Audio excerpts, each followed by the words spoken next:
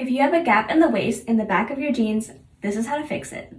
Time for Tailoring Tuesday. For this method, we're going to seam rip the waistband, the belt loop, and we're going to add darts. After unpicking the top of the belt loop, we're going to seam rip the waistband. Then we're going to end up with something like this, and we're going to remove the top stitching on the waistband. At the center of the waistband, we're going to cut it open. Now we're going to start our waist adjustments by putting in darts. Using your measurements, you're going to create darts and taper down to the yoke. After you've sewn your darts, you're going to cut off your excess, leaving a 1/4 inch seam allowance, and I'm finishing the edges with a zigzag stitch. Next, you're going to press your darts toward the center of the pant. Now you're going to be left with excess on the waistband, so you're going to cut off the excess, leaving a 1/2 inch seam allowance, and you're going to unfold the waistband completely. Then sew with the 1/2 inch seam allowance right sides together. At this point, you're going to fold your waistband back to the right side, make sure that center seam is open, and you're going to top stitch your pant back together.